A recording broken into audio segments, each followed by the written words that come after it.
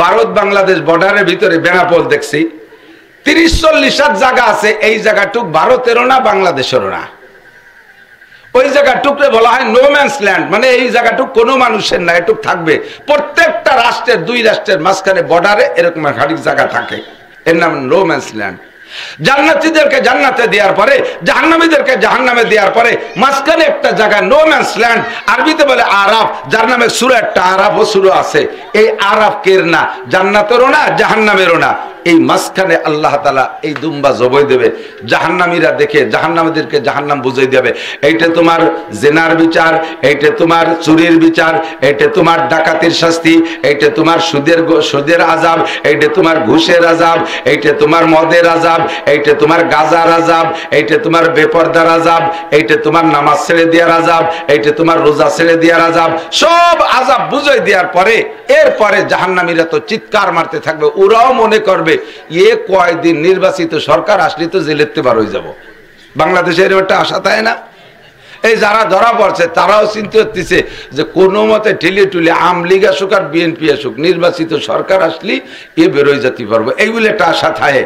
কিন্তু ওই জায়গা জাহান্নামীরা দুনিয়ার থেকে তো এই পার্টি তো বেশি যাবে, ওরাও মনে করবে যে দেহি কোনোভাবে নির্বাচন হয় নাকি জাহান্নামের মধ্যে তালি একটা কায়দারে বেরোয় যাব। ইতিমধ্যে যে সামনের পর দুম্বারটা জবাই দিয়েছে, ওরাও জিজ্ঞেস করে রব্বানা মা জাবাহ তাবাই নাই দিনা, আল্লাহ এটা কি জবাই করলে? আল্লাহ পাক বলবেন জাবাহতু মাউতাকুম, তোমাদের মরণে জবাই করে দিছি। ও আল্লাহ, মরণে জবাই করার মানে কি? কয় যে এর ভিতরে লা তামুতুনা ফিহা ওয়ালা তাহয়াউন, এই জাহান্নামের ভিতরে কোনোদিন মরবা না, বাঁচবা না, একে বাঁচা, এই বাঁচার আর কোনো মরণ নাই, এর ভিতরে কোনো নির্বাচন হবে না। আনা মালিক ইয়াউমিদ্দিন, আজকের দিনের বিচারপতি আমি, প্রেসিডেন্ট আমি, প্রধানমন্ত্রী আমি, সব পদ আমার, এখানে কোনো নির্বাচন হবে না। অনাদি অনন্তকাল এই জাহান্নামের শাস্তি ভোগ করতে থাকবা। এই চিৎকার শুরু হয়ে যাবে তখন, আর বলতে থাকবে রব্বানা আখরিজনা মিনহা ফাইন উদনা ফাইন্না যালিমুন। রব্বুল আলামিন আরেকটা বার এখান থেকে বের করে দাও, একটা বার তুমি দুনিয়ায় পাঠিয়ে দাও, যে অন্যায়ের কারণে সাজাগুলো পেয়েছি এই অন্যায় আর কোনোদিন করব না। ফাইন উদনা ফাইন্না যালিম, লক্ষ বছর চিল্লাবেন এই কথা বইলা আখরিজনা মিনহা, আখরিজনা মিনহা, আখরিজনা মিনহা। 70 লক্ষ বছরের মধ্যে আল্লাহ পাক জবাব দিবেন না। 70 লক্ষ বছরের মাথায় যে আল্লাহ একটা জবাব দিবেন, জবাবটা আপনার পজিটিভ হবে না, জবাবটাও হবে আপনার নেগেটিভ। আল্লাহ পাক বলবেন ইকসাউ ফিহা ওয়ালা তুকাল্লিমুন, পড়ে থাক এর মধ্যে, অপমানিত হইয়া, অপদস্থ হইয়া, ইকসাউ পড়ে থাক এর মধ্যে, ওয়ালা তুকাল্লিমুন, ফারদার আমার সাথে এই বিষয়ে কোনো কথা হবে না, আর একবার আমার কাছে কথা বলবি না, থাক পড়ে। আল্লাহ তখন বলবেন আলাম ইয়াতিকুম নাজির, এখন আমারে লোভ দিচ্ছ, তোমারে দুনিয়া পাঠাই দিলি আব্দুল গফফার সাহেব পীর সাহেব হয়ে আসবা, তোমারে পাঠাই দিলি সরমুনার পীর হয়ে আসবা। কে সেই সময় দুনিয়ায় যখন ছিলে আলাম ইয়াতিকুম নাজির, আমার উলামায়ে কিরাম কে জাহান্নামের বর্ণনা দেয় নাই? এগুলো বলে নাই আলাম ইয়াতিকুম নাজির, ভীতি প্রদর্শক যায় নাই? সে সময় কেন কথায় কান দাও নেই? আল্লাহর সামনে বসে তো অস্বীকার করতে পারবেন না, আল্লাহর সামনে বলতে বাধ্য হবেন ক্বালু বালা কদ জাআনা নাযীর, জি আল্লাহ আমাদের কাছে ভীতি প্রদর্শক আসতেন, মাঝে মাঝে বয়ান করতেন, তাবলীগের বয়ান করতেন, ইমাম সাহেব জুমার দিন বয়ান করতেন, আরো যে কত লম্বা ওয়াজ, বিশ্ব ইজতেমায় যে বয়ান হতো, এরপরে চরমুনার মাঠে হতো, বড় বড় মাঠে বয়ান হতো। আলাম কি বলে ক্বালু বালা কদ জাআনা নাযীর ফাকাযাবনা ওয়া কুলনা মা নাযালাল্লাহু মিন শাই, আমরা ওই কথাগুলো মিথ্যা সাব্যস্ত করতাম, আমরা বলতাম মিথ্যে কথা, এ হুজুররা বানায় কয়, আল্লাহ পাকের কিছু নাজিল করে নাই, এরকম কিছুই হবে না, এগুলো আমরা কথাকে উড়িয়ে দিতাম। আল্লাহ এখন তো দেখি সবই সত্য, ফারজিনা নামাল সালিহান ইন্না মুকিনুন, আরেকটা বার পাঠায় দাও, এখন একিন হয়ে গেছে। আল্লাহ বলবেন কাল্লা, আর হবে না, আর কখনো হবে না। অনাদি অনন্তকাল, মনে আছে অনাদি অনন্তকালের টাইম, এই সরিষা ভান্ডার লক্ষবার ভরবে আর নিতে থাকবে, আখেরাতের হায়াত শেষ হবে না, নেবে 1000 বছর পরে এক একটা সরিষা, এর নাম হলো আখেরাত। এর সামনে দুনিয়ার হায়াত একেবারে কম, দুনিয়ার হায়াত একেবারে কম। এখন আমি যে জায়গা থাকবো যতটুক, সে জায়গার জন্য করবো ততটুক, এইটাই বুদ্ধিমানের কাজ না? এটাই বুদ্ধিমানের কাজ না? আখেরাতে থাকবেন অনাদি অনন্তকাল, তার জন্য করবেন সেই পরিমাণ, দুনিয়ায় থাকবেন যে জগৎ যেমন সে জগতের সবকিছু তেমন। খেয়াল করতেছেন নাকি? ওলামায়ে কেরামও মনে রাখেন, আমাদের এলাকায় এই যে ছোট ছোট খাল বিলির ভিতরে এই 2 মাথা চুক্কা এক প্রকারের মাছ ভেসে থাকে, আমাদের কাইলে মাছ, ঠিক আছে না? ওগুলো কি এত বড় বড় হয় নাকি? দিক একটুক একটুক না, সাগরের থেকে ওই কাল্লি আসে, দেখছেন কত বড়, আইন মাছের মতো একটা। তাহলে সাগর বড়, তার কাল্লিও বড়। চোখ বাইছে দিয়ে এক প্রকারের মাছ চলে, লাফাই লাফাই চলে জায়গায় জায়গায়, খল্লা কয়, ঠিক আছে নাকি? আমাকে এইসব নদীর খল্লা একটুক একটুক, আর সাগরের খল্লা সে গজার মাছের সে মোটা। সাগর বড়, তার কি কয় খল্লা মাছ বড়। আমাদের এলাকায় সেলা মাছ একটুক একটুক, আর সাগরের তে সেলা আছে সে ইলিশ মাছের অর্ধেক অর্ধেক সাইজ, এত বড় একটা। সাগর বড়, তার সেলা বড়, ঠিক কিনা? দুনিয়া যেমন তার মিনিট ঘন্টা টাইম সেকেন্ড, তেমন আখেরাত যেমন বড়, তার মিনিট ঘন্টা সেকেন্ড ওইরকম বড়। তা আখেরাতের ওই লম্বা বছর, লম্বা সপ্তাহ, লম্বা মাস, লম্বা দিন, লম্বা ঘন্টা, লম্বা মিনিট, লম্বা সেকেন্ডের তুলনায় আপনি যদি দুনিয়ায় যে 64 বছর হায়াত পেয়েছেন, এই 64 বছর হায়াত আপনার জন্য আখেরাতের মিনিটের সামনে 2.5 থেকে 3 সেকেন্ড। কটুক 2.5 থেকে 3 সেকেন্ড। 3 সেকেন্ড কটুক একটু বুঝে নেন। 1 2 3 হয়ে গেছে 3 সেকেন্ড। এই টাইমের জন্য আপনি কয়টা দালান বানানোর দরকার বানান, এর জন্য কয় বিঘে জমির দরকার কেনেন, এর জন্য কয়টা মার্কেটের দরকার বানান, একটু টাইমের জন্য কয়টা বিয়ে করার দরকার করেন। 1 2 3 হয়ে গেল, শেষ, দুনিয়ার হায়াত শেষ। এই অল্প একটু সময়ের ভিতরে কামাই করতে হবে, আখেরাতের মোটা কামাই। যে জায়গা থাকবো যতটুক, সে জায়গার জন্য করবো ততটুক, ঠিক না? যে জায়গায় থাকবো যতটুক, সেখানের জন্য করবো ততটুক। আপনারা ঢাকা যান কোন জায়গাতে? ঢাকা ফরিদপুর থেকে গাড়িতে ওঠেন না? ফরিদপুর যে কাউন্টারের থেকে, হ্যাঁ, গোল্ডেন লাইন আরো যা আছে, এই গাড়িতে আপনি ওঠেন, মাসে 2 বার ঢাকা যান। তো ঢাকা যাওয়ার আগে টিকিট কেটে নেন, তো অনলাইনে টিকিট আছে। টিকিটের অপর পৃষ্ঠায় দেখবেন কয়েকটা শর্ত লেখা আছে, তার ভিতরে গাড়ি ছাড়ার 15 মিনিট আগে কাউন্টারে উপস্থিত থাকতে বাধ্য থাকিবে, আছে না এরকম? তা আপনি মাসে 2 বার ঢাকা যান, আর ওই 2 বারের জন্য 15 মিনিট আগে আপনি কাউন্টারে যান। ওই জায়গা কাউন্টারে 15 মিনিট আগে গেলে একটু বসতেও লাগে, বসাও প্রয়োজন হয়, আবার কখনো একটু পেশাব টেশাবের জরুরত হয়, কি হয় না? এখন মাসে 2 বার ঢাকা যান, 15 দুগুণী 30 মিনিট। এইভাবে 30 মিনিটের জন্য ও জায়গা যাইয়া আপনার প্রয়োজন যা যা আছে, এই প্রয়োজনীয় আসবাব কেউ জায়গা তৈরি করেন। কখনো কি কোনো বড় লোক ওই জায়গাটা পাকা পায়খানা বানাইছে যে মাসে 2 বার 15 মিনিট এসা লাগে? ওই জায়গায় একটা রুম বানাইয়া সোফা সেট দিয়ে তৈরি করে রাখে কোনো বড় লোক, যে জায়গা মাসে 2 বার আসা করে লাগে 30 মিনিট একটু বসবো, কিছুর জন্য কিছু না, ও পেশাব আসলে ভাঙ্গাটে রাখে, তলে যাইয়ে ব্যাগ কাট করে একটু বসে টুসে উঠে চলে আসতে হয়, ঠিক না? বসা লাগলে শোভা লাগে না, ব্যাগ ডারে ভাষার তলে দি 15 মিনিট। এই বলে হুদে উড়াই দিয়ে 15 মিনিট কাটাই দেন। যদি তাই করেন, এটা জ্ঞানীর কাজ। ও জায়গা যদি কোনো জমিদার বড় লোক কয় মাসে 2 দিন 2 বার 15 মিনিট থাকা লাগে, এখানে আমার একটা 6 তলা একটা বিল্ডিং করতে হবে, এখানে সোফা সেট রাখতে হবে, এখানে আলাদা একটা বিয়ে করে একটা বউও রাখতে হবে, কারণ 15 মিনিট থাকা লাগে, কার বোধ দিক সে থাকবো, এই বলে যদি ওই জায়গা আপনি এখানে 15 মিনিটের জন্য বিয়ে হয়ে সোফা সেটটা ইত্যাদি দামি পায়খানা বানান, তাহলে দুনিয়ার সবাই আপনার দীক্ষা দেবে, আবালের বেটা আবাল, পয়সা বেশি হয়ে গেছে, এই পরিমাণ পয়সা ডালো, হ্যাঁ পয়সা বেশি হয়ে গেছে। এলাকায় কত এতিমখানা গরিব মাদ্রাসা, তাকে দিকে 15 মিনিটের জন্য এ জায়গা ব্যাগ ফাঁসার তলে তুই বসলি হয়ে গেল, আর ওই ট্রাকের তলে যেটু পেশাব করে আসলি হয়ে গেলে, এ জায়গা দালান বানাইসকে, তারা দীক্ষা দেবে কি দেবে না? 15 দুগুণে 30 মিনিট, মাসে 30 মিনিট, আর বছরে কয় ঘন্টা? 6 ঘন্টা।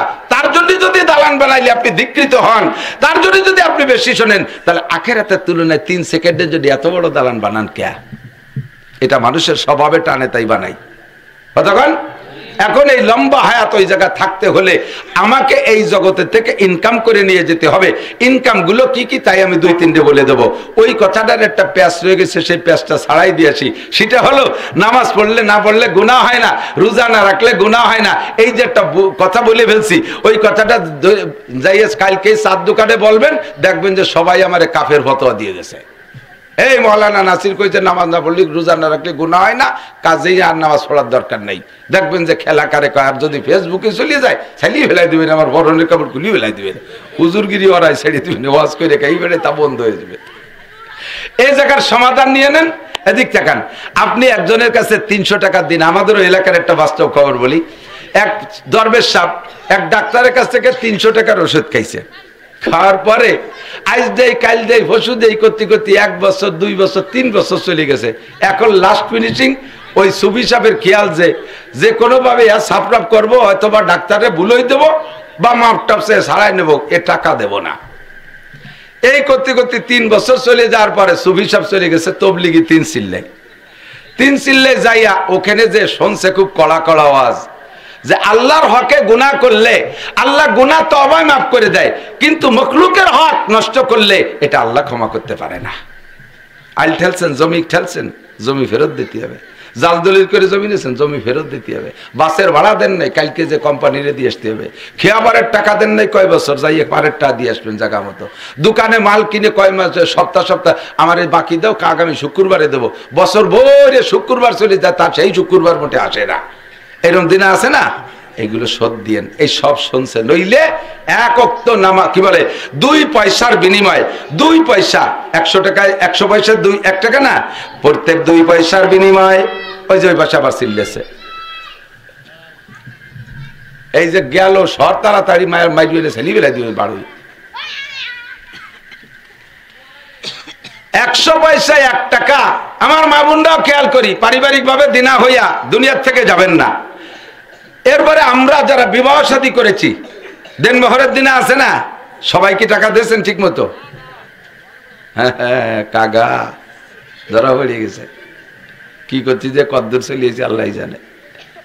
দেনমোহরকে দিতে হয় না খাতায় লিখতে হয়? দিতে হয়। দুনিয়ার থেকে দিয়ে যান নাই, চাষি কিয়ামতের ময়দানে পুল সিরাতের উপরে দাঁড়াইয়া গলা টিপে ধরবে, হ্যাঁ বুড়ো কুম্বিল্লাহ দাঁড়াও।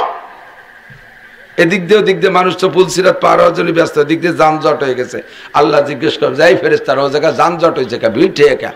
আল্লাহ এই উল্টো দিক দিয়ে বুড়িয়ে শেখ বুড়োর গলা চিপে ধরছে। কি চাই? কয়েছে দেনমোহরের টাকা চাই, দেনমোহরের টাকা চাই। বুড়ো এবার কবে, তুমি এই অসময় টাকা দিয়ে কি এরবা? কয় আমি টাহাই যে জাহান্নামী, পুল সিরাতের নিচে তো জাহান্নাম, এনে বস্তা ধরে ফেলাই দিয়ে আমি চলে যাবো। টা বেলা 60-65 বছর পর্যন্ত তোমার সাথে ঘর সংসার করছে, জীবনে 4 পয়সা আমার হাতে দাও না, আমার দেনমোহরের টাকা টাকা ফেলাও, কোনো ছাড় হবে না।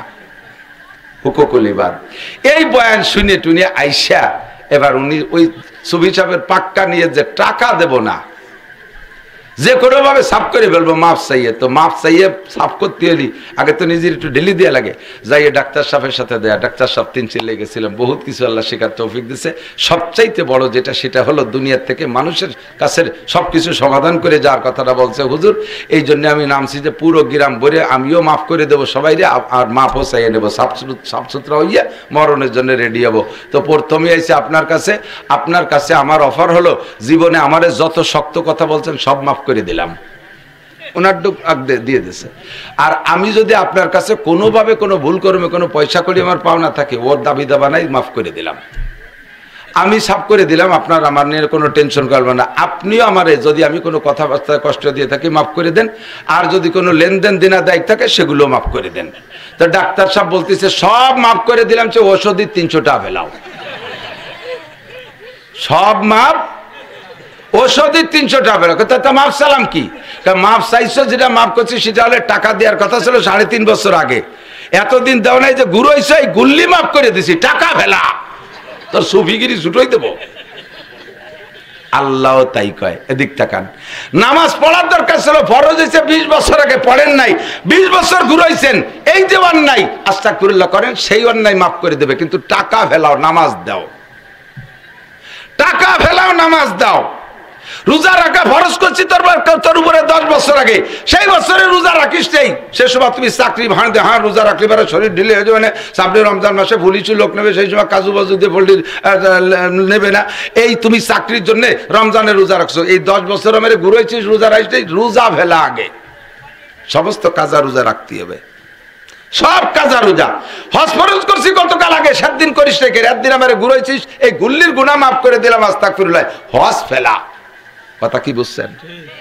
এই জন্য বলা হয় নামাজ না পড়লে গুনাহ হয় না। কি হয়? ওই নামাজে পরিশোধ করতে হবে, নামাজ পরিশোধ করতে হবে, নামাজ পরিশোধ করতে হবে, কোনো ছাড় হবে না।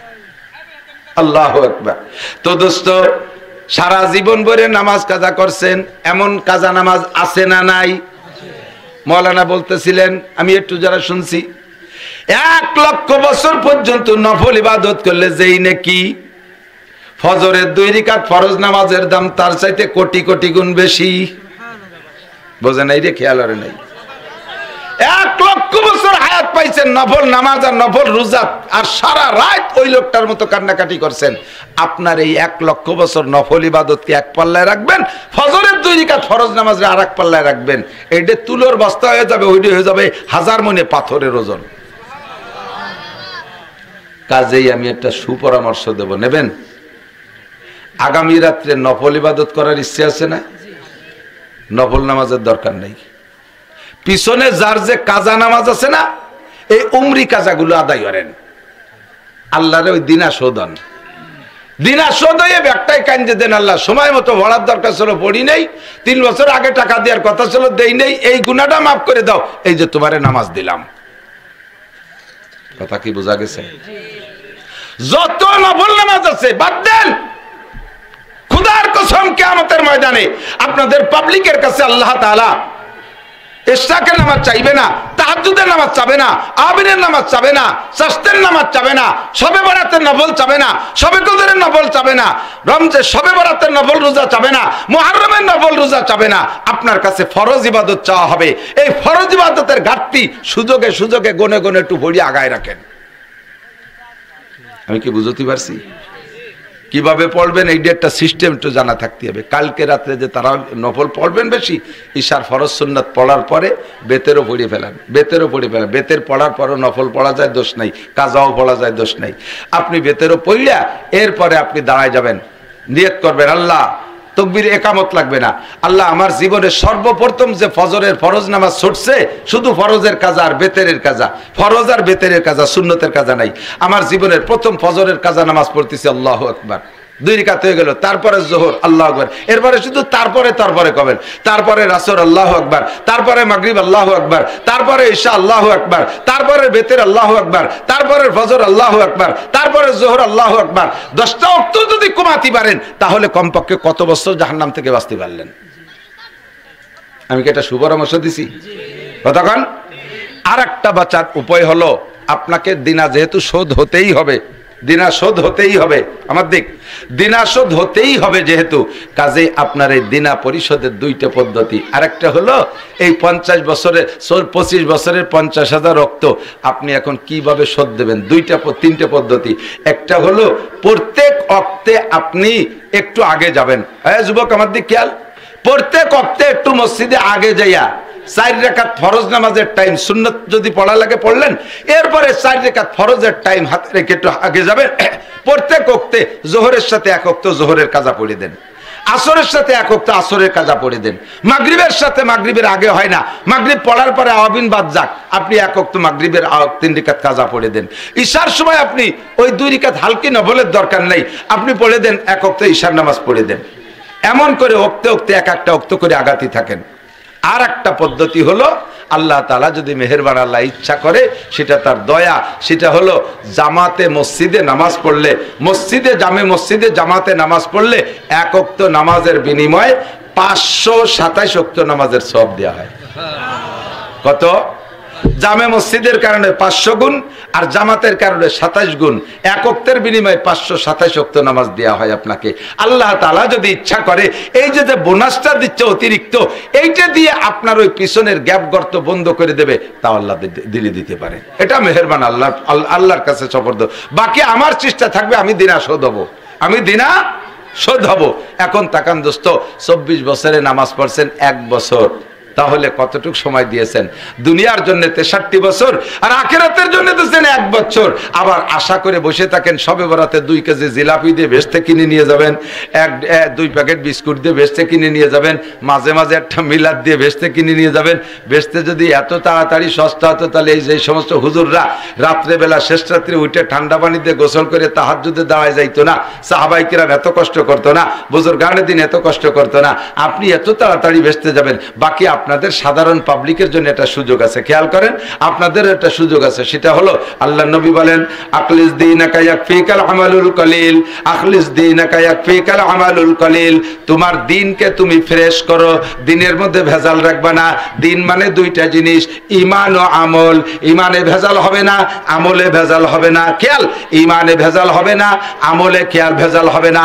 ঈমানের ভেজাল শিরিকের দ্বারা হয়, ঈমানের ভেজাল কুফরের দ্বারা হয়, আমলের ভেজাল বেদাতের দ্বারা হয়। ঈমান আর আমলকে তুমি শিরিক আর কুফর আর বেদাত মুক্ত কইরা অল্প আমল করো, অল্প আমলই নাজাতের জন্য যথেষ্ট হইবে। সবে বরাতে ইবাদত করব ঠিক, কিন্তু ইবাদতের মধ্যে গুটি খানিক বেদাত ঢুকই নেই। এক নম্বরে এই রাত্রে গরু খাতি হবে। কালকে আজকেই শুনে আসলাম, আমার সাথে এক বক্তা গেছিল গতকাল সিলেট, আসার পরে বলতেছে, হুজুর আমার এই, উনি থেকে কেরানীগঞ্জ, আমার কেরানীগঞ্জের আমার এরিয়ার ভিতরে 150 গরু জবই হবে। হয়ে গেছে তা জবই, 150 গরু জবই হবে সবে বরাত উপলক্ষে। মিয়া, সবে বরাত খাওয়ার রাত না, বোঝেন কথা? সবে বরাত কান্নাকাটির রাত। কিসের রাত? কান্নাকাটির রাত। মনে হয় খেয়াল করতেছেন না আপনারা? খেয়াল করতেছেন?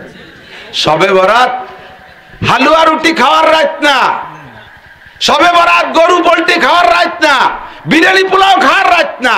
রাতটা হবে কান্নাকাটির রাত। কারণ যেহেতু হাদিসে আসছে আজকে রাত্রে আগামী 1 বছরের ভাগ্য লেখা হবে। যে যে আপনার আমার আপনার সকলের ভাগ্য লেখা হবে। তো ভাগ্য লিখে লিখে কি ওই রাত্রে যার যার খাতা আপনার হাতে ধরাই দেবে?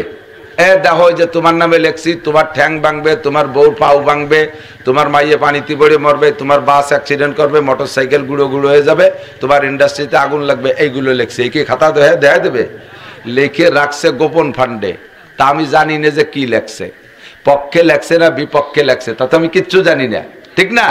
সবগুলোরে পক্ষে বানানোর জন্য কানতে হবে, সবগুলোরে, সব নেগেটিভ রে পজিটিভ বানানোর জন্য কান্নাকাটি করে এটার সাইজ করতে হবে।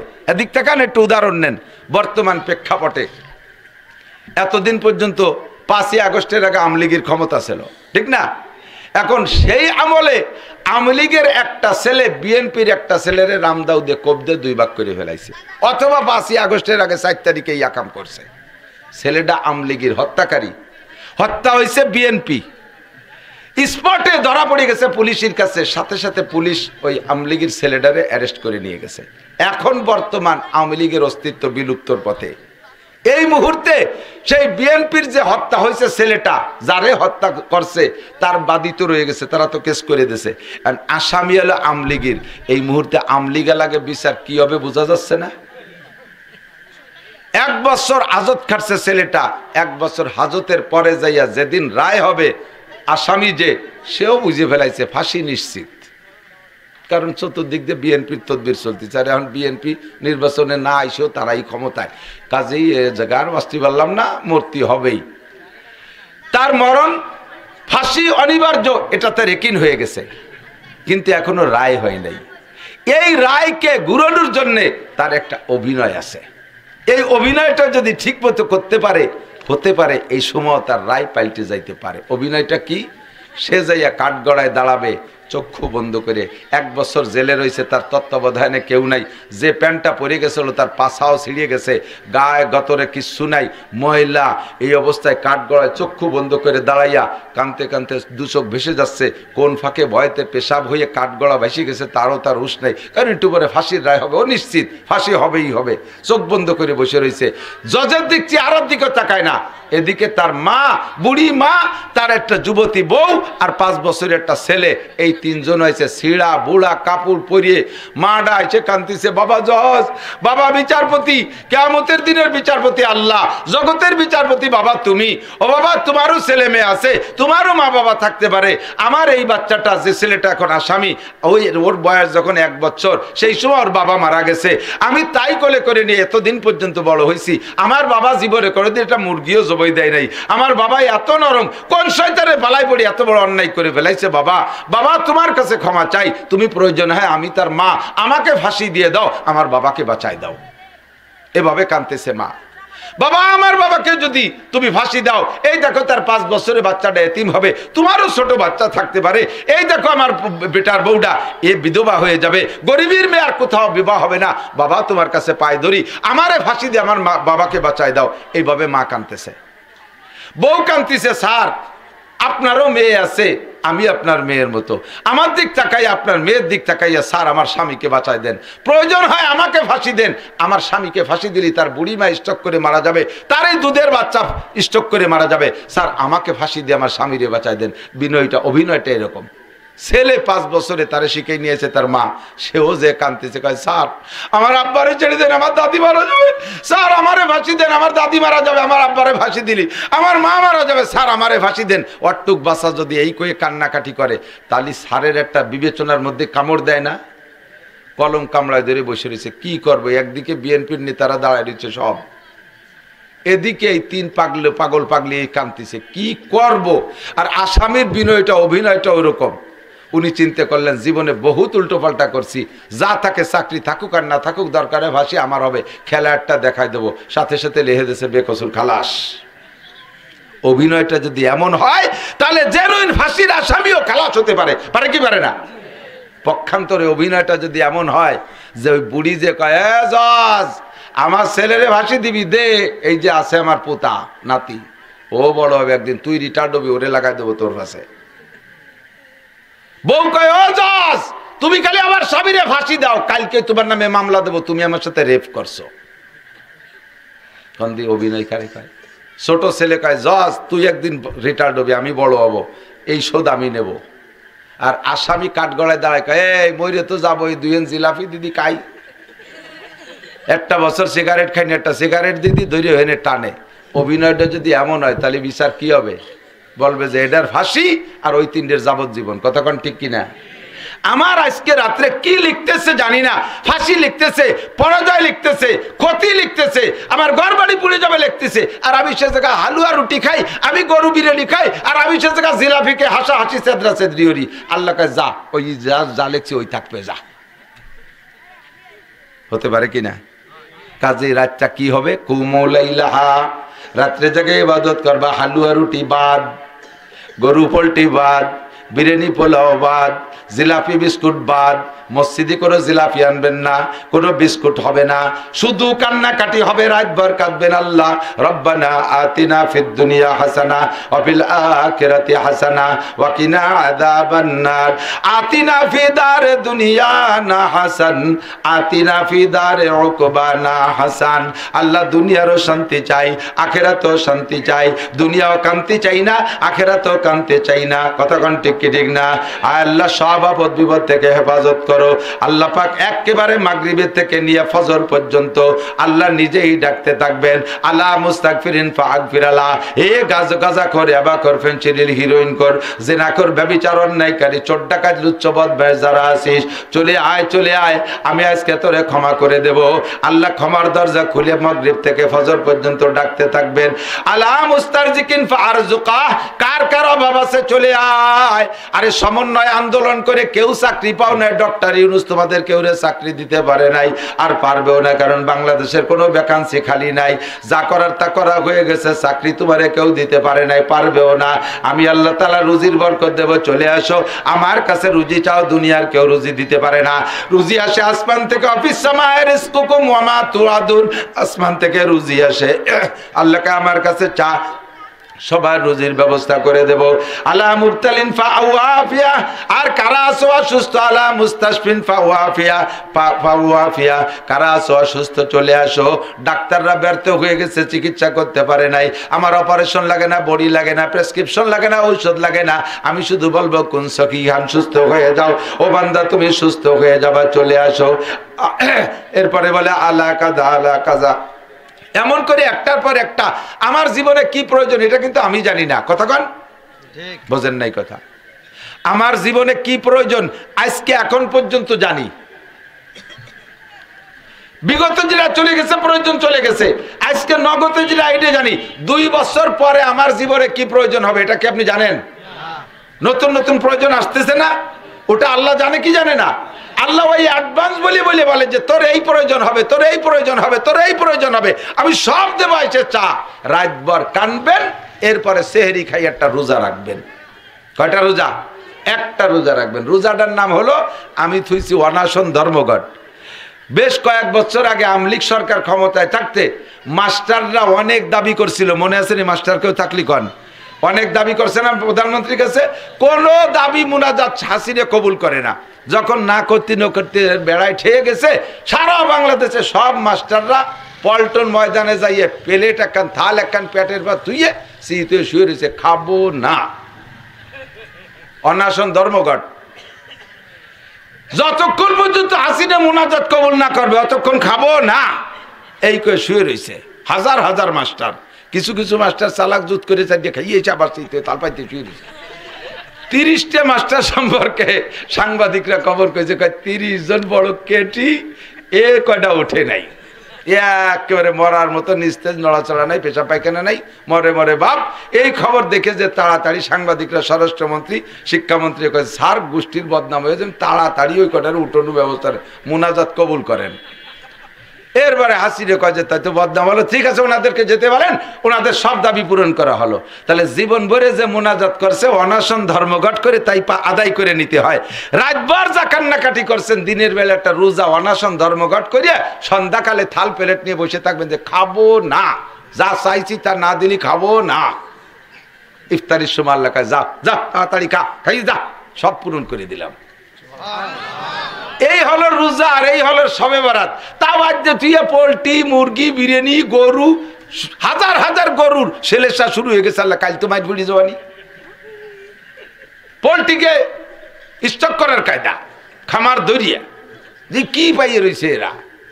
ও দোস্ত, শবে বরাত হবে রাতভর কান্নাকাটি, আর দিনভর হবে অনাশন ধর্মঘট। কতক্ষণ? ইফতারি সামনে করে নিয়ে বসে যখন খেজুরটা ধরে একটু নাহের কাছে নাই, এখনো 5-7 মিনিট আছে।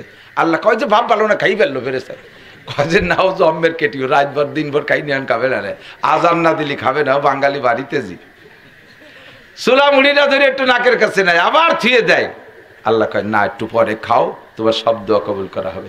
ইফতারির সময় রোজাদারের দোয়া কবুল হয়, কারণ সুবহানাল্লাহ। ওই সময় আল্লাহর কাছে বলবেন, দোয়া কবুল হবে। ও যুবক, তোমার ভাগ্য পরিবর্তন করে নেবা, তোমার সব কিছু পাল্টায় নেবা।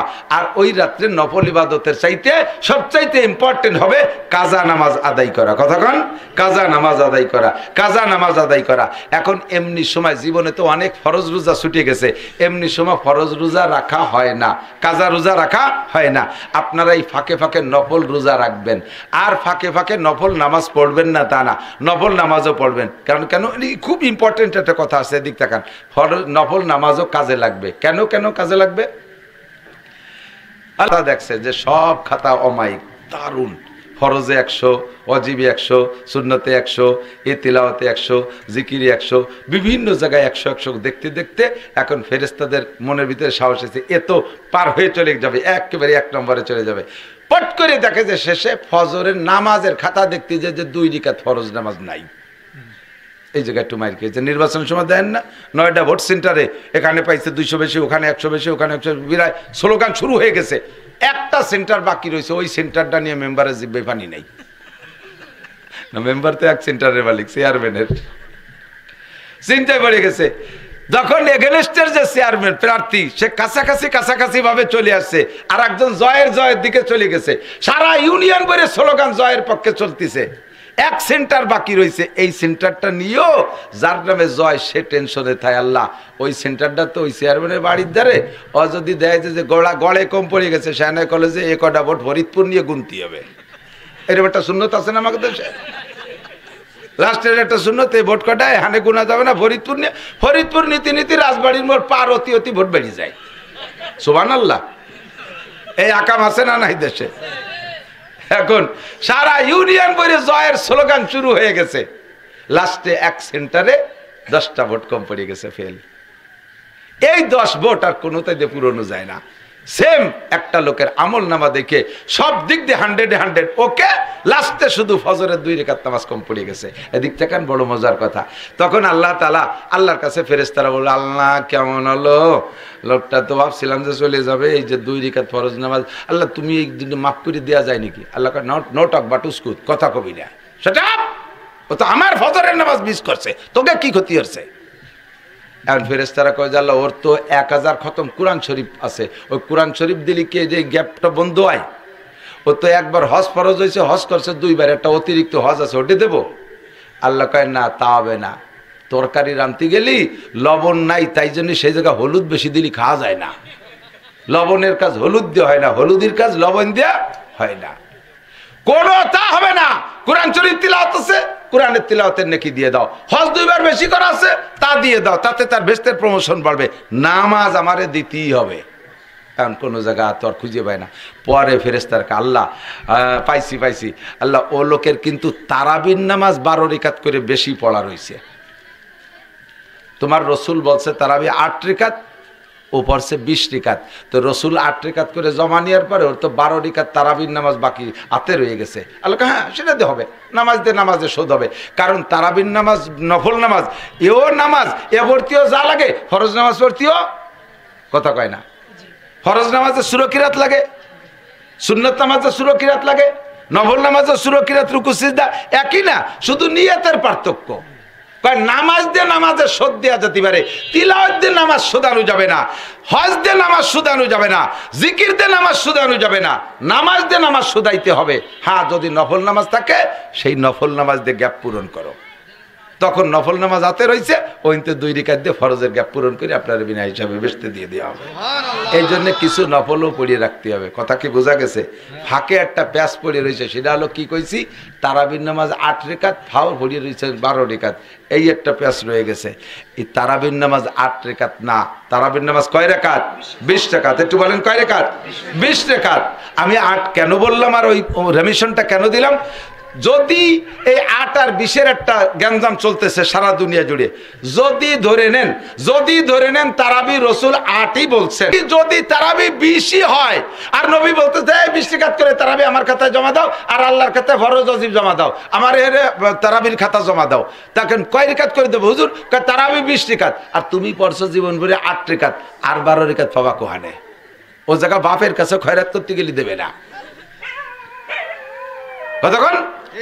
আর যদি তারাবি 8 হয়, আমার পড়া রয়েছে 20, 12 রাকাত হাতে থাকলো, জীবনের এরকম ফরজ কাজা নামাজ যত আছে, এই নফল দিয়ে ওই কাজার গ্যাপ বন্ধ করা যাবে, নফল দিয়ে ফরজের কাজা গ্যাপ বন্ধ করা যাবে। কিন্তু যদি তারাবি 20 হয় আর পড়ছো 8, এই 12 রাকাত পাবা কোথায়? রসুলের কাছে লজ্জিত হতে হবে, কথাক্ষণ ঠিক না? তাহলে আমরা আগামী রাত্রের নামাজও ঠিক মতো পড়বো, আর রমজানের রোজাও রাখবো। রাজি আছেন ইনশাআল্লাহ? রমজানের রোজাও রাখবো, কালকের রাতের ইবাদতকে সকল প্রকার বেদাত মুক্ত করে ফেলবো। রাজি আছেন? বেদাত আপনাদের বুঝাই দিলি ছাড়েন না তা না, কিন্তু কোন বিদাতগুলো ছাড়েন জানেন? যে বিদাত ছাড়লে আপনার লাভ আছে ওই বিদাতটা ছাড়েন, যে বিদাত ছাড়লে আপনার 2 খান বিস্কুটিরও লস হয় ওই বিদাত মধ্যে ছাড়তে রাজি না। আমি সই আঙ্গুল দিয়ে দেয় এদিক টাকান, মুরব্বীরা সাক্ষী দেন, আজ থেকে 40 বছর আগের কথা, 40-এর পরে এসে পাল্টে গেছে। 40 বছর আগে কুরবানির সময় যে মোল্লারা গরু জবাই দিয়ে দিত, মোল্লারে গরুর মাথাটা দিয়ে দিতেন, মনে আছে নাকি? মোল্লা কাল্লা পাবে, কথা ছিল কি? মোল্লা কল্লা পাবে, তো মোল্লারে কল্লা দিয়ে দিতেন না? এক মোল্লার বাড়ি 20-30টা কল্লা, ঘরের মধ্যে গেলে মোটেও বেজে না, কিন্তু সাইসেই দাঁড়াই থাকলি সারা সালের পর যা পড়ছে ওই এসে পড়ে না, তাহলে পুরো ভিজে যায় না? তুমি মুসলমান, পরিপূর্ণ মুসলমান হও, ঘরের মধ্যে যাও, বাইরে থাকো তাও তোমার গায়ে হালকা হালকা পড়বে, জাড়া দিবা সাপ হয়ে যাবে, কিন্তু সাইসেই দাঁড়াই থাকা। মাঝে মাঝে ওয়াজ শুনতে, ওয়াজ আছে সে জায়গা একটু যাই, আবার মমতাজ মনির খান আলমগীরির গান হয় সে জায়গা একটু যাই, এ জায়গা একটু আব্দুল গফর সাহেবের জায়গা একটু যাই, আবার বাউল ফাউলরা গান গায় তাও একটু শুনতে মনে চায়, বিশ্ব ইস্তেমা একটু জাতি মনে চায়, আবার উড়াকান দিয়ে একটু জাতি মনে চায়, ঠাকুর বাড়ি ঈদের নামাজও ভরি তাও ভরি, আবার দুর্গা পূজা, কালী পূজা, সরস্বতী পূজা, লক্ষ্মী পূজা সে বাড়ি একটু যাই হিন্দু বাড়িতে নাড়ু কুলুকির ডালাও খাইয়ে আসি, কতক্ষণ? তাহলে একটু করো, ও একটু করো, ফরজ একটু করো, আবার বেদাত একটু করো, তুমি আদাবিদে মুসলমান, অর্ধেক মুসলমান হবে না। আল্লাহ পাক বলেন উদখুলু ফিস সিলমি কাফা, আগে বলে এনেছেন ইয়া আইয়ুহাল্লাযীনা আমানুত্তাকুল্লাহা হাক্কা তুকাতিহি ওয়া লা তামুতুন্না ইল্লা ওয়া আনতুম মুসলিমুন। হে অন্ধ জগতের অটল বিশ্বাসী পাগলরা, মুসলমান না হয়ে মরবা না, মুসলমান না হয়ে মরবা না। কি বুঝায়? আপনার ঈমান আছে, লা ইলাহা ইল্লাল্লাহ মুহাম্মাদুর রাসূলুল্লাহ পড়ছেন, আপনি মুমিন হয়ে গেছেন। এখন আপনার কাছে আল্লাহ মুমিন হওয়ার পরে মুসলমান হওয়ার দাবি রাখে। মুসলমান কাকে বলে? যত শরীয়তের আমল আছে এই আমলগুলো করার নাম ইসলাম, আর যে ইসলাম পালন করে তারে কয় মুসলমান। টুপি পরা ইসলাম, দাড়ি রাখা ইসলাম, মুছ কাটা ইসলাম, জুব্বা পরা ইসলাম, পাগড়ি পরা ইসলাম, নামাজ পড়া ইসলাম, কোরআন পড়া ইসলাম, মসজিদ করা ইসলাম, মাদ্রাসা করা ইসলাম, জিকির করা ইসলাম, তেলাওয়াত করা ইসলাম, শবে বরাত ইসলাম, শবে কদর ইসলাম, হজ করা ইসলাম, পর্দা করা ইসলাম, হালাল খাওয়া ইসলাম। ইসলামগুলোকে কমপ্লিট করে তারপরে মরবা, তার আগে মরবা না। আল্লাহ ইসলাম কতটুকু করবো? উদখুলু ফিস সিলমি কাফা, 50-50 হলে হবে না, কোন পার্সেন্টে বেশ কম হবে না। শতভাগ মুসলমান হয়ে আসতে হবে। বাবা বেখেয়ালে শুনেন না, শতভাগ মুসলমান হয়ে আসতে হবে। এখন শতভাগ মুসলমান হতে কি লাগে এটা কি আপনি জানেন? এটাই তো জানেন না, এটাই তো জানেন না। আপনি মনসাহি ইসলাম পালন করেন, যতটুক ভালো লাগে। দাড়ি রাখছেন একটু একটু, খাইজনে দাড়ি।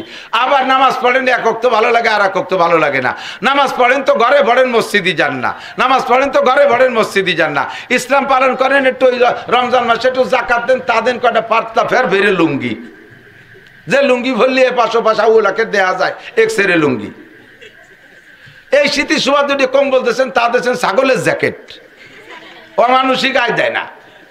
হ্যাঁ, মন চাহি যা খুশি তাই করলাম, এরকম হবে না। উদখুলু ফিস সিলমি কাফা, ইসলামকে শেখেন। 1 নম্বরে নামাজকে শুদ্ধ করে পড়া শেখেন। আমি তো অনুমান করি, এদিকটা কান, নামাজের ভিতরে অশুদ্ধ পড়লে নামাজ ছুটে যায়। নামাজ নষ্ট হওয়ার কারণ কয়টা? নামাজ নষ্ট হওয়ার কারণ 19টে। 1 নম্বরটার নাম অশুদ্ধ, খালি কিরাত না। মাঝে মাঝে ইমাম সাহেবকে শুনি সামি আল্লাহু লিমান হামিদা, সামি আল্লাহু লিমান হামিদা কইলে আপনার গলত হয়ে গেছেন। হতে পারে তাকে কি জান, নামাজও ছুটে যেতে পারে। আপনি কি কইছেন? কিছু করেন নেই। আপনি সামি শব্দ নামাজের ভিতরে একটা ফাও কথা কেন ঢুকাইছেন? সামির কোনো অর্থ নেই। হবে সামিআ আল্লাহ, সামিআ, সামিয়ার সাথে আল্লাহরে ইত্তেসাল করছেন, সামিআ আল্লাহু লিমান হামিদা। অথচ ইমাম সাহেবকে শুনি সামি আল্লাহু লিমান হামিদা। বেখেয়ালে কই যাচ্ছে জীবন বুড়িয়ে। ইমামরা নামাজ বেশি সতর্ক রাখবেন, কারণ আপনার পিছনে গোষ্ঠী শুদ্ধ দাঁড়াইছে। আপনার নামাজ নষ্ট হলিবার সারা মুসল্লিকে নামাজ বাতিল। কিয়ামতের ময়দানে মুসল্লিরা আপনার কাছ থেকে নামাজ আদায় করে নেবে। বেতন খাওয়াইছি, টাকা দিছি, বড় বড় ডিম খাওয়াইছি, তাড়াতাড়ি নামাজ ফেলা, হুজুর পাই দিছিস কেন, আদায় করে নেবে। যে ইমাম সাহেবরা খুব সতর্ক। 5000 টাকা বেতন খাইয়ে গোষ্ঠীর এত বড় বোঝা মাথায় নেয়া। আমার ঢাকার থেকে বহুত প্রস্তাব আসে, এমন বক্তা মানুষ বড় বড় মসজিদের ক্ষতি হওয়ার জন্যে 50-60 হাজার টাকা চাই শুক্রবার। আমি যাবো না, ওর মধ্যে আমি নেই। নামাজ পড়া নিজের নামাজ নিজের ভাষা নিয়ে আমার বুঝছে, আর এত মানুষের ভাষা আমি মাথায় উঠবো আমি পারবো না। যা ওই রে খাচ্ছি, এই গলা বেঁচে খেয়ে বেড়াচ্ছি, এতে মোটামুটি যা বুঝাই দিতে পারি। লাস্টে 2 জনের তবলিগি হটাই দিলে পারা খেলা ফাইনাল হয়ে গেল, আমি জিতে গেলাম। 2টি মানুষের তবলিগি হঠাতে ওরা জীবন করে আমল করবে, ওর একটা পার্সেন্ট আমি পাবো। আর এর ভিতরে যা বুঝাইছি 2-4 জন মানুষও যদি কথা পর আমল করে তাহলে কাম হয়ে যাবে। সূরা ফাতিহা গলত পড়তেছেন, সূরা ইখলাস গলত পড়তেছেন, সূরা কাফিরুন গলত পড়তেছেন। সারা জীবন ভরে যারা গলত কিরাত যে নামাজ পড়ছেন, নারী আর পুরুষ, জীবনের একটা ওয়াক্ত নামাজ আপনার আমলনামায় লেখা হয়নি। বাদ দিলে দিতে পারেন। তাই তো আর হুজুর বড় হ্যান বুড়ো কালে ও শুদ্ধ হইলে পড়াও সম্ভব না, আর পড়িয়ে যদি তা না হয় তা খাটি পিঠে এই শীতকালে ও জীবনে এই কষ্ট হতে যাবো কেন? এ কইয়ে যদি আপনি ছেড়ে দেন, আমি আপনার কব না যে যা পারেন পড়িয়েন, আমিও বলতে পারবো না। কারণ আপনি চাইতেছেন যে হুজুর একটু কোক, মিয়া যা পারেন পড়েন, আমি আর আব্দুল গফর সাহেব আসি তো বাসে গোছাই গাছাই নিয়ে যাবানি, ওই দায়িত্ব আমি নিতে পারবো না। আমার নামাজি হচ্ছে কিনা তাই আমি জানি না, আর আমি আপনার এই সুযোগ কেন দেবো? নামাজ ভাঙ্গার কারণ 19টা। 1 নম্বর কিরাত অশুদ্ধ পড়া, নামাজের ভিতরে যা পড়ার তা অশুদ্ধ পড়া। দোয়া কুনুত পড়ছেন, কি পড়ছেন? অনাশকুরুকা পড়তে হবে, অনাশকুরুকা পড়েন, ওয়ালা নাকফুরুকা। আপনি বলছেন কি? অনাশকুরুকা ওয়ালা নাকফুরুকা। তাড়াতাড়ি দমাদম মারিয়ে দিয়েছেন। কি মারিয়ে দিয়েছেন জানেন? যদি বলেন অনাশকুরুকা ওয়ালা একালিফটা নিয়ে পড়েন, তাহলে তর্জমা হবে আল্লাহ তোমার নিয়ামত অসংখ্য উপভোগ করি, কাজেই শুকর তোমার আদায় করি। ওয়ালা নাকফুরুকা, জীবনে কোনোদিন তোমার নিয়ামতের কুফরি করব না, জীবন ভরে শুকর আদায় করবে। দোয়া কুনুত আপনি বলছেন কি ওয়ানাস কুরুকা ওয়ালানাক ফুরুকা লারে নাটানি তাড়াতাড়ি বাড়ি দিয়েছেন, অর্থ হয়েছে এতদিন শুকর আদায় করছি, সামনে তো আর পারবো না, এখন থেকে কুফরি করবো না ফরমানি করবো। তুমি কি চিন নিয়ামত দিনেওয়ালা, নিয়ামত দিয়ে গেছে হাসিনা, এখন দিচ্ছে খালেদা, ডাক্তার ইনুস দিচ্ছে, এরা দিচ্ছে, তুমি আল্লাহ কেডা? তর্জমা দাঁড়ায় তাই। ইমান থাকবে, নামাজ হবে, খালি সুরকিরাত নাই। দেখেন দোয়া কুনুতির মারি আপনার ইমান নষ্ট হয়ে যাচ্ছে। তকবীর দিয়েছেন আল্লাহু আকবার, কি কইছেন? আল্লাহু আকবার। এর মানে কি জানেন? আল্লাহ সবচাইতে বড় উশৃঙ্খল। বন্না নাউজুবিল্লাহ। আল্লাহু আকবার, আল্লাহ সবচেয়ে বড়, তা না বলে আকবার। আকবার মানে হলো বেয়াদব, উশৃঙ্খল, এটা শয়তানের সিফাত। আল্লাহ সবচেয়ে বড় বেয়াদব উশৃঙ্খল। নামাজ হবে? তো কি কইছেন? আবার কয় আল্লাহু আকবার। এর মানে কি জানেন? আমার তো মনে হয় না যে আল্লাহ বড়। জিজ্ঞেস করতেছেন এ আল্লাহ কি বড়? আল্লাহ যে বড় এটা জিজ্ঞেস করবেন না স্বীকার করবেন? স্বীকার করবেন না। কিন্তু আপনি যা বলছেন তাতে তর্জমা হয়েছে আল্লাহ কি বড়, হামজা ইস্তেফহামরে টানিয়ে দিলি আল্লাহু আকবার হয়ে গেছে। তখন তর্জমা হবে আল্লাহ কি বড়? আমার তো তা মনে হয় না, আল্লাহ তো আমার আব্বাস চেয়েও ছোট। আল্লাহ কি বড়? নামাজ হবে? এই যে কথা আবার কর আল্লাহু আকবার, আল্লাহু আকবার আছে না? অনেকে বুড়োরা পাবলিক রে ইকামত দেওয়ার জন্য ঠোঁটে একেবারে আলতা মাহায় যে আগে দাঁড়ায়, কি কসু ইকামত দেন, ওই মাতুবাড়ির মধ্যে ওটা যাবেনই না। যতটা পারেন এড়াই থাকতে, উম্মতের বোঝা নেবেন না। একা একা ভুল করতেছেন, একা একা মাইর খাবেন। গোষ্ঠী শুদ্ধ মানুষের নষ্ট করি, এত মানুষের বোঝা পাবেন কি রে? একামত দেবেই, আজান দেবেই, কি যে কসু দেয়, কোনোদিন শিখেতে চাইলে শিখবে না। আসেন চাচা মসজিদি তবলিগ জামাত আছে, একটু আজানটা শিখেন।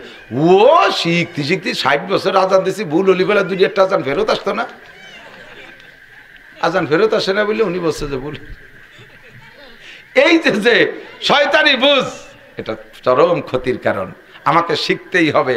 মসজিদি তবলিগ আসলে তবলিগ ওয়ালাদের দ্বারে বসবেন এবং তবলিগের সাথে 1টা 2টা 3টে চিল্লে দেন, এগুলো মস্ক হয়, এগুলো মস্ক হয়। কতক্ষণ পারিবারিক ঘরে মেয়েদেরকে নামাজ শিক্ষা দেবেন, মেয়েদেরকে দিন শিক্ষা দেবেন, মেয়েদেরকে কোরআন শিক্ষা দেবেন, বাচ্চাদেরকে আলেম বানান।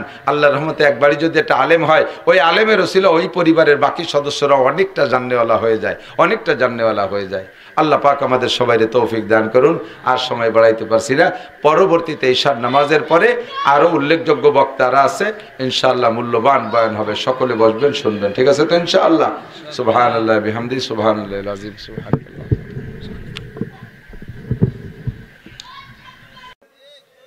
একটা মার্ডার কেস হাইকোর্ট পর্যন্ত চলে গেছে, 13 বছর ঝুলিয়ে রয়েছে, তার বিচার সে জজ কোর্টালরা ফেল করছে। হাইকোর্টের বিচারপতি পর্যন্ত তারা হিমশিম খেয়ে যাচ্ছে, কিভাবে বিচার করব, ভালো কোনো কুলু খুঁজে পাচ্ছি না। এই নিয়ে দুই গ্রামের ভিতরে দুই দল পিরাই মারামারি লাগে। এই মূর্খ মুরব্বী দুই গ্রামকে ডাইকিয়া সুন্দর করে বসে এমন সুন্দর একটা সুরাহা দিয়েছে, হাইকোর্টের বিচার ওখান থেকে কেস উঠে আনতে বাধ্য হয়েছে। বিচারপতি জিজ্ঞেস করলে এত সুন্দর বিচার কে করলো? আমাদের গ্রামের মন্টু চাচা, পাইসিও কাকা। এই মন্টু চাচা পাইসিও কাকা বিচার করছে, দেখা গেল তার নামে একখান সার্টিফিকেট নাই, একেবারে 1 পাসের সার্টিফিকেটও নাই, অথচ এত সুন্দর ফয়সালা করে দেয়। এখন এই লোকটা এত বুদ্ধিমান কিন্তু লেখাপড়া জানে না। আর ওদিকে হাইকোর্টের বিচারপতি বিদেশ থেকে সার্টিফিকেট নিয়ে আসছে, সেই 13 বছর কেস ঝুলাইছে, বিচার করতে পারে নাই। এইটা দেখে কি প্রধানমন্ত্রী এই গ্রামের এই পাইসিও কাকারে নিয়ে হাইকোর্টের বিচারপতি বানাবে?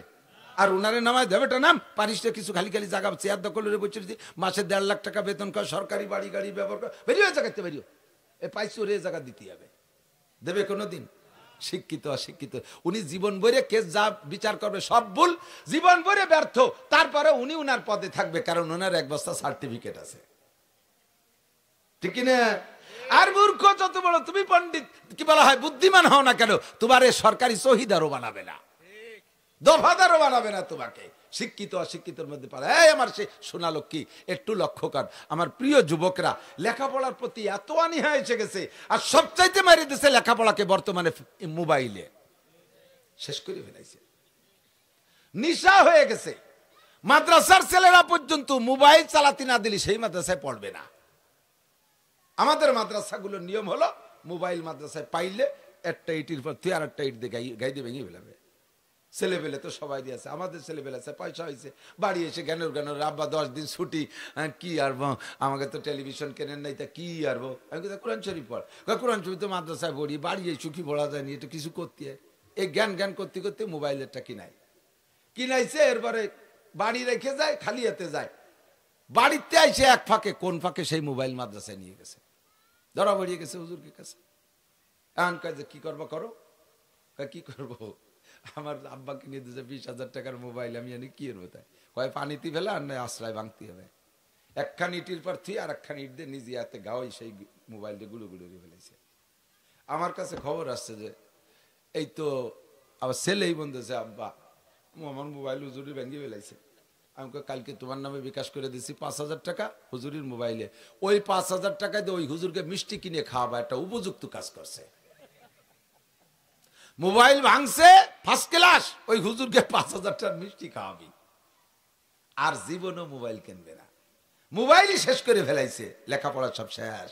মন দিয়ে করো সবে বিদ্যা উপার্জন, সকল দানের চেয়ে বিদ্যা মহাদান। এই দান নাহি কেউ নিতে পারে কেড়ে, যতই করিবে দান ততই যাবে বেড়ে। কথা বলেন ঠিক কি ঠিক না? দুনিয়ার যা কিছু আছে সব দিলে তাৎক্ষণিক কমে যায়।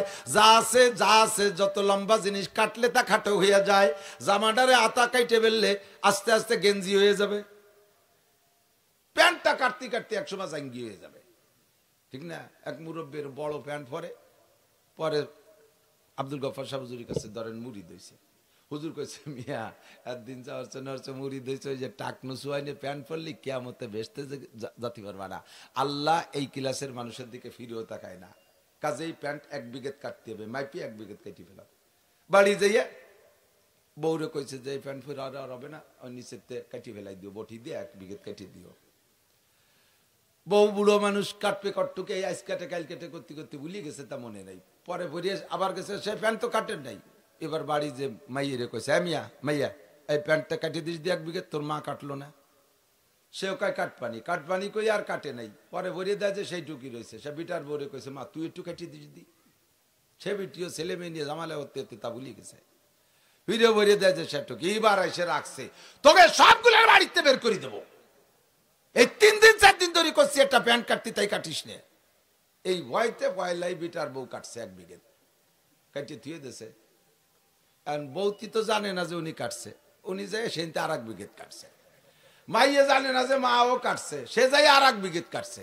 এবার 3 বিঘত কাটলি দেড়াতে প্যান্ট হয়ে গেছে কি জাঙ্গি হয়ে গেছে, আর কি ভরা যাবে না। কাটতে কাটতে যা কাটবেন তাই খাটো হয়, কিন্তু একটা জিনিস রাগ করে কাটেন আর আদর করে কাটেন, প্রত্যেক কাটায় কাটায় বড় হয়ে যায়। যত রাগ, তুই বড় হয়ে গেছিস, তোরে কাটিয়ে খাটো করে ফেলবো, এই করে কর দেবেন, তা তো বড় হয়ে যায়। বলেন তো পুকুর, সেটা কি পুকুর? পুকুর বড় হয়ে গেছে, পুকুর এত বড় হয়ে গেছিস, কাটতে কাটতে তোরে খাটো করে ফেলবো, এই করে আর কম দিয়েছেন। সে কবে কি বাড়ে না কমে? পুকুর যত কাটবেন তত বাড়ে। আর দুনিয়ার সব কিছু যত দেবেন তত কমে। 100 টাকাতে 10 টাকা দিলি 90 টাকা থাকে, 1000 টাকাতে 100 টাকা দিলি 900 টাকা থাকে, 1 মনেতে 10 কেজি দিলি 30 কেজি থাকে, 1 কেজিতে 1 পোয়া দিলি 3 পোয়া থাকে। যা দেবেন নগদে কমে যায়। 2টা জিনিস মাত্র যখনই দেবেন তখনই বাড়ে, জীবনেও তা কমে না। একটা হলো এলেম, শিক্ষা, জ্ঞান, আর একটা হলো আগুন। আগুনের থেকে যত আগুন দেন, প্রথম আগুনের মধ্যে কম হয় না। হাজার হাজার ল্যাম্পের মাথায় আগুন নেবেন, কোনো জায়গা কমে না, খালি বাড়তেই তালে থাকে। কথা বলেন ঠিক কি ঠিক না? আর একটা হলো শিক্ষা। আমি যেদিন মাওলানা পাশ করে আসছি, সেই দিন আজ থেকে 33 বছর আগে, 33 বছর পর্যন্ত আমি হাদিস পড়াইতেছি ছাত্রদেরকে। পড়াইতে পড়াইতে আমি যা পড়িয়ে আসছিলাম, 33 বছর দিতে তাহলে হয়েছে হাজার হাজার ছাত্র আমার মাওলানা হয়ে গেছে। তাহলে তার আমার মধ্যে এরকম কিছু থাকার কথা না। আমি যা শিখাইছিলাম সব দিয়া হয়ে গেছে। যত দেয় তত বাড়ে। কারণ মাস্টার সাহেব যত পড়ায় তত বাড়ে, প্রফেসর যত পড়ায় তত বাড়ে। দুনিয়ার মধ্যে সম্পর্ক আছে। কি সম্পর্ক? কয় যে আগুনে আর এই এলেমের মধ্যে সম্পর্ক হলো, আগুন অন্ধকারের মধ্যে জ্বালাইলে অন্ধকার কেটে যায়, আলো হয়ে যায়। আগুন অন্ধকারে জ্বালাইলে অন্ধকার কেটে যায়, আলো হয়ে যায়। মূর্খতার একটা অন্ধকার আছে, মূর্খতার অশিক্ষিততার একটা অন্ধকার আছে। যেই অশিক্ষিততার অন্ধকারের ভিতরে সৌদি আরব ছিল, মক্কা মদিনায় ছিল, তারা এত বর্বর হয়ে গেছে অন্ধকারে। বাপে ছেলেকে মারে, ছেলেতে বাপকে মারে, মায়ের সাথে সন্তানে জেনা করে, জীবিত মেয়েকে দাফন করে দেয়। মেয়ে হওয়াটা তাদের লজ্জার বিষয়। কবর খনন করে মেয়েকে বাপে নিজে হাতে দাফন করে দেয়। কাবা ঘরের মতো পবিত্র ঘরের মধ্যে 360টি মূর্তি রেখে পূজা করে। কত বড় অন্ধকার! অশিক্ষিতের অন্ধকার, মূর্খতার অন্ধকার। যখনই কুরআনে কারিমে লাইট জ্বলছে, তখন সব অন্ধকার বিতাড়িত হইয়া সারা দুনিয়ার সবচাইতে শ্রেষ্ঠ আলোর জায়গা মক্কা মদিনা। ঠিক কি ঠিক না? আগুন জ্বালাইলে ঘরের অন্ধকার কেটে আলো হয়ে যায়, শিক্ষার আলো জ্বালাইলে মূর্খতার অন্ধকার কেটে যায়। আরে দোয়া কেলরা না বাসাদ কি নো পেকার, দোয়া কেলরা না বাসাদ কি নো পেকার, না দানা এসে তিজাদ बर सबकसार, अगर दो जाने बे दो জাহেলানান, সত্য জিঞ্জিরে রাহম বগসেলানান। দুইজন শিক্ষিত মানুষ কখনো অকথ্য ভাষায় গালাগালি করতে পারে না। দুইজন শিক্ষিত বড় অফিসার কখনো ঘুষোঘুষি, বক্সিং মারামারি, লাঠি মারামারি করতে পারে না। মূর্খরা এক দুই কথায় লাগিয়ে যায়। কতক্ষণ? শিক্ষিত মানুষ অনেকদিন পর্যন্ত তর্ক করে, অনেকদিন পর্যন্ত লেখালেখি করে একজনে আরেকজনের এগেনস্টে, কিন্তু লাঠি নিয়ে নামে না বাড়ি বাড়ি অত্যতি। আর মূর্খ পাবলিক এক দুই কথার মধ্যে হাতের আমল শুরু করে দেয়। কি অত সময় ঝগড়া হয়ে বেড়ায়, ঝগড়া হাতের রে লাগাই দিছি, ঠিক না? দুই মূর্খ যদি শিকল টানে তা ছিঁড়ে ফেলাই দিতে পারে। কাজেই মূর্খতা দূর করতে হবে। এবার মূর্খতা কোন মূর্খতা? আমাদের জাতিতে আমাদের সমস্ত শিক্ষা গুরুরা বলে শিক্ষা জাতির মেরুদণ্ড। খেয়াল করে না যুবক, বসো শোনা, শোনো, লক্ষ্য করো, বোঝো। জিন্দেগি শেষ করে ফেলাইছো, ব্যাটারি একটু চার্জ দাও। বলেন শিক্ষা জাতির মেরুদণ্ড। বলেন একটু কন না, শিক্ষা জাতির, এই প্রবাদটা জানা আছে না নাই? শিক্ষা জাতির মেরুদণ্ড। মেরুদণ্ড কেচর মেরুদণ্ড নাই, নীলদাড়া মাঝের এই সোজা হাড়টা, কেচর নাই, এজন্য সোজা হয়ে দাঁড়িয়ে থাকতে পারে না। অমেরুদণ্ডী প্রাণী পড়ছো না তোমরা? আর মেরুদণ্ডী প্রাণী, মানুষের মেরুদণ্ড আছে, সোজা হয়ে দাঁড়ায় থাকতে পারে। এক একজনের মেরুদণ্ডকে আল্লাহ তাআলা এক একভাবে সেট করছে। গরুর মেরুদণ্ড একরকম, চতুষ্পায়ী জন্তুর মেরুদণ্ড একরকম, সোজা প্রাণীর মেরুদণ্ড আর একরকম। আমরা সোজা পাই প্রাণী, দোপাই প্রাণী, আমাদের মেরুদণ্ড আমাদেরকে সোজা করে রাখে। যদি কের মেরুদণ্ড ভেঙে যায় অ্যাক্সিডেন্ট করে, ওকে সোজা থাকতে পারে? যদি কের মেরুদণ্ড বেসাই করে ফেলেন, মেরুদণ্ডের হাড়ের সমস্যা, ডাক্তার মেরুদণ্ড ফেলাই দিচ্ছে, ওকে সোজা দাঁড়াতে পারবে? পারবে না। তো যা শিক্ষা হলো জাতির মেরুদণ্ড। এখন বলবো কোন শিক্ষা জাতির মেরুদণ্ড, এইটা একটু বাছাই করেন, এইটা একটু বাছাই করেন। কোন শিক্ষা জাতির মেরুদণ্ড? যেই শিক্ষা, এদিক এদিক, যেই শিক্ষায় সুদ খাওয়া শিখায়, ঘুষ খাওয়া শিখায়, চুরি করা শিখায়, ডাকাতি করা শিখায়, লুচ্চামি করা শিখায়, সন্ত্রাসী শিখায়, দুর্নীতি শিখায়, মন মারা শিখায়, টন মারা শিখায়, রাস্তার পিচ মারিয়ে খাওয়া শিখায়, ব্রিজের রড চুরিয়ে খাইয়ে তার মধ্যে কুঞ্চি ঢুকাই দিয়া শিখায়। কতক্ষণ? এ চুরি, ও চুরি, সে চুরি, ভোট চুরি, ঘোট চুরি ইত্যাদি শিখায়। যেই শিক্ষায় শিক্ষিত হওয়ার পরে এগুলো করে, আল্লাহর কসম ওই শিক্ষা জাতির মেরুদণ্ড নয়, ওই শিক্ষা জাতির মেরুদণ্ড ভাঙ্গা হ্যামার। কতক্ষণ না কেন?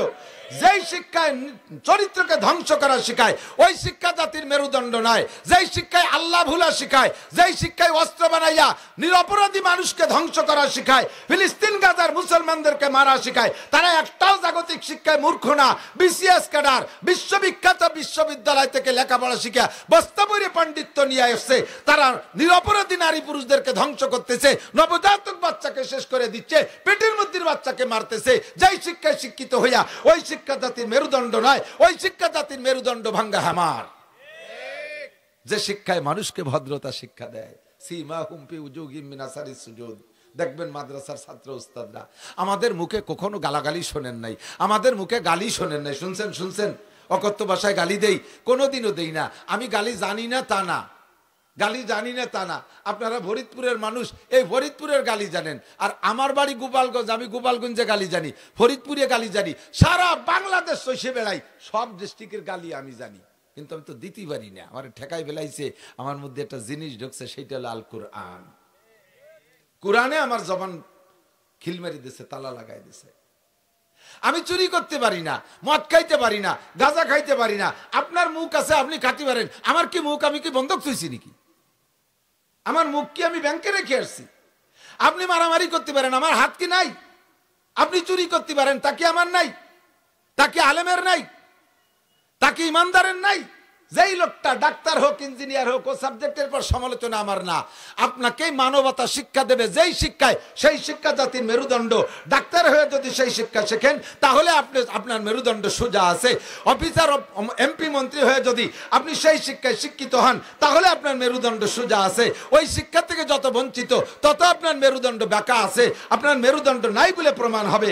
আল্লাহ পাক রব্বুল আলামিনও বলেন, নবী পাকও বলেন, সেই শিক্ষা হলো একমাত্র আল কোরআন। খায়রুকুম মান তাআল্লামাল কুরআনা ওয়া আল্লামা, তোমাদের মধ্যে সবচেয়ে দামি সবচেয়ে শক্তিশালী ব্যক্তি ওই ব্যক্তি যে কোরআন শিক্ষা করে আর কোরআন শিক্ষা দেয়। সাহাবায়ে কেরাম কাফের ছিল যখন, তখন কত বড় দস্যু ছিল।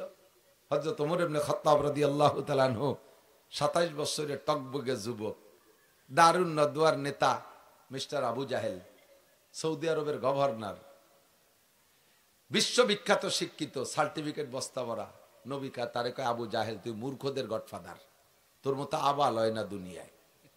কতক্ষণ না আবু জাহেল মানে আবাল জাহেল, ঠিক না? ওর মতো আবাল আর ওর মতো ধামলা হয় না। তো এই আবু জাহেল দারুন নদওয়ার মধ্যে ঘোষণা দিয়েছে মুহাম্মাদের কল্লা আনতে পারলে 100 উট পুরস্কার। কে আসো? হকামা ওমর, ওমর কা জানা, এটা আমার দ্বারা সম্ভব। সবাই বাহা বাহা দিছে। লোকটা একটু লম্বা ছিল, লম্বা মানুষ একটু বোকা হয়। কুল্লু তবিলিন আহমাকু। তো বেশি এই খেয়াল করেন নাই, বেশি লম্বা যারা না হিসেব ছাড়া দেখেন এটা আবালিয়া বেলে ক্লাস, একটু বোকা বোকা ক্লাসের। কারণ কি, মানুষের বুদ্ধি তৈরি হলে দুই জিনিস মিলে যায়, ব্রেন আর কলম। তো ওই লম্বা মানুষের ওই ব্রেন তো কলমের থেকে বেশি দূরই, ওইতে আইসে সেট হয়ে পারে না, এই জন্য আবার আবার টাটা কইয়ে ওঠে। আবার বেশি কাটো মানুষ জন্মের বুদ্ধিমান মাটির তালে, কারণ ওর ওই মাথার কলম তো কাছাকাছি, গাড় কাটো, এই হঠাৎ একটা কই বেলায় দিতে পারে। আল্লাহ, এক লম্বা রাতের বেলা একখান বই পাইছে, বাজার হয়েছে ছোট ছোট 2 টাকা 5 টাকা বেছে বই পাইছে, আহাম্মকের আলামত। এই বই কয়তালিয়ান কিনতে হবে, মানে 2টায় যে কিনে রাত্রি ভর্তি বইছে, ভর্তি যে আহাম্মকের আলামত কি, আহাম্মকরা লম্বা বেশি হয়, গাল লম্বা হয়, দাড়ি লম্বা হয়, মাথা ছোট হয়। ও আয়না ধরে দেখতেছেন আমার কি অবস্থা, একটু মিলেই নেই আগে বইয়ের সাথে, দেয় যে সব তা ওর মধ্যেই। লম্বা বেশি এত ঠ্যাং এত কাটি খাটো ওরা যাবে না, গাল লম্বা এত কাটি খাটো ওরা যাচ্ছে না, মাথা ছোট অত আর পাম্পার দিয়ে ফুলই বড় বানান যাচ্ছে না, যা পারি তাই ওরি। দাড়ি কটা লম্বা, এই কটারে খাটো ওরি আগে, দাড়ি কাটিয়ে খাটো আরবে, 1 মুঠ রাখা তো শূন্য, ওইটুকুর পর একটু কাটিয়ে ফেলবে, তা কাশি কোদাল কিচ্ছু পায় না কাটার। চিন্তা হলে যে এই অবস্থায় তো সকাল করা যায় না, দাড়ি তো খাটো করতেই যাবে, নালি তো সব দিক দিয়ে মিলে গেলে মুশকিল। তো দাড়ি 1 মুঠ সুন্নত এইভাবে ধরে নিচে এই কুবি ধরাই দিয়েছে আলগাবাতি। তো ওই পূর্তি হাতের দ্বারে যখন আইছে তখন তো হাতে আগুন ধরে যায়, ছাড়িয়ে দিয়েছে, ফেরাত করে সব পুড়িয়ে গেছে। পরে কয় যে আসলে আমি আহাম্মক, কে সকালে কাটলি কি হতো। হযরত ওমর লম্বা, তবে দেখ ওমর লম্বা, যতদিন কাফের ছিল ততদিন আহাম্মক, যেদিন মোমেন হয়ে গেছে সেই সময় সবচাইতে আকেল আর জ্ঞানী। কথা কোন ঠিক না? তো ওই সময় মস্তানি মেজাজে বলছে হ্যাঁ আমি পারবো, আর সবাই নেতার কাছে তোমার দ্বারাই সম্ভব, আমরাও ভাবছি তুমি ছাড়া একা আর কেউ পারবে না। যখন যুবকদেরকে এভাবে ফুলে তখন কিন্তু আরো হলে হ্যাঁ এখনই যাচ্ছি, আপনারা উট রেডি করেন, আমি মাথাটা নিয়ে আসি। কেমন যেন ওর বাড়ি রয়েছে, ধরিয়ে নিয়ে আসবে। আল্লাহ আমার দিক এই পোলা ভান্ডারটা সুন্দর লেখা দেখাবে, দেখবেন পরে। তো হযরত ওমর রাদিয়াল্লাহু তাআলা আনহু বললেন আমি পারবো। সেই ওমর খোলা তরবারি নিয়ে নবীর কল্লা কাটতে, মাথা কাটতে গেছে, শুনছেন না কিসসা? যাওয়ার পথে মাঝখানে কদ্দুর গেলে, নবীর বাড়ির একটু অর্ধেক পথে গেলে, এই সময় হযরত সাদ ইবনে আবি ওয়াক্কাস রাদিয়াল্লাহু তাআলা আনহুর সাথে দেখা। মুসলমান এই ওমরের আগে সাদ সহ 39 জন মাত্র, সারা দুনিয়ায় সব কাফের ইহুদ নাসারা, হিন্দু বুদ্ধ খ্রিস্টানে ভরা, মুসলমান মাত্র 39 জন। হযরত ওমর রাদিয়াল্লাহু তাআলা আনহুর সাথে সাদ ইবনে আবি ওয়াক্কাসের সাথে দেখা। হযরত ওমরের এই ভাব, হুজুরের বাড়ির দিকে তলবাড়িরে, মানে শরীর গরম করতে করতে যাচ্ছে, একবার খাপের মধ্যে ঢুকায়, একবার টেনে বের করে, মানে শরীরে গরম করতে করতে যাচ্ছে, চোখ লাল টকটকে, মাথা এরকম বড় মাথা, বড় বড় চোখ, লাল করতে করতে যাচ্ছে। হযরত সাদ দেখে ইয়া উমর আইনা তুরিদ, ওমর কোথায় যাও? তো ওমর বলতেছে উরিদু নাকতুলা মুহাম্মাদান, আমি মুহাম্মাদের মাথাটা আনতে যাচ্ছি, আমার জন্য 100 উট রেডি আছে পুরস্কার, মাথাটা এনে জমা দেবো, 100 উট নিয়ে বাড়ি যাবো। 100 উটের দাম বর্তমানে 5 কোটি টাকা। কত? 5 কোটি টাকা পুরস্কার, ছোট সাইজের উট, 5 কোটি টাকা পুরস্কার, মাথা আনতে যাচ্ছি। হযরত সাদ রাদিয়াল্লাহু তাআলা আনহু বলেন তুমি যে মুহাম্মাদের মাথা আনতে যাচ্ছ, ওই মুহাম্মদ কিন্তু কুরাইশ বংশের ছেলে, যদিও তার বংশের লোক কলেমা পড়ে নাই, যদিও কলেমা পড়ে নাই, তারপরে মোহাম্মদের মতো আলামিন সত্যবাদী সন্তানটার মাথা তুমি নিয়ে আসবা, তোমার মাথা তুমি আস্ত নিয়ে আসবা? তুমি কি তাই মনে করো ওমর? বলার সাথে সাথে এই কথা কইস না হযরত সাদ বলতেছে, এই কথা যখন বলছে ওমর কয় তোমার তো সুর ভালো না, তুমিও মনে হয় মোহাম্মদের দলে। তো হযরত সাদ বলতেছে হ্যাঁ লুকোচুরির কি আছে, আমি পড়ছি লা ইলাহা ইল্লাল্লাহ মুহাম্মাদুর রাসূলুল্লাহ। হযরত ওমর কয় আগে তোর মাথাটা কেটে নেই, তোর মাথা আগে কেটে নেই। হযরত সাদ কয় পাল্লি চলি আয়। উনিও তরবারি একখান রেডি করছে। ওমর তুই যত বড় লম্বা আর যত বড় জোয়ান হইস না কেন, তোর মধ্যে ঈমান নাই, তোর মধ্যে ঈমান নাই তো তোর মধ্যে রূহ নাই। 500 গজ লম্বা একটা মাটির মূর্তি যদি হয়, আর এই ছোট ছোট পোলাপানের হাতে যদি এখান দাও থাকে, 500 গজ লম্বা মাটির মূর্তি, আর ছোট্ট একটা পোলার হাতে যদি একটা দাও থাকে, এই দাউদের পায়ে যদি কোপ দেয়, ও মূর্তি পড়বে কিন সোজায় থাকবে? পড়বে কি পড়বে না? ও মূর্তির কোনো ক্ষমতা আছে প্রতিরোধ করার? কত মূর্তি গাছতলা বাসতলা দেখি কুত্তই যে নাক মুখ ভরি স্প্রে করে দিচ্ছে, দেখছেন না? বগল উসেরে নাক মুখ ভরি মারি দিছে। কোন মূর্তি কি কুত্তরে ক্ষতি পারছে যে সবাই আমার খাতি দেয়, ভোগ দেয়, মিষ্টি দেয়, কত কিছু দেয়, তুই খালি দিস আর এই নাক মুখ ভরি মুতে দিস? তা দিনের বেলা আসলি কেন? রাত্রি এসে দরকার পায়খানা করে তুই যাইস। কোন কুত্তরের মূর্তিতে প্রতিবাদ করতে পারে না। সাদ কয় যে ওমর তুই যত বড় বাহাদুর এসে কেন, তোর মধ্যে ঈমান নাই, তোর মধ্যে রূহ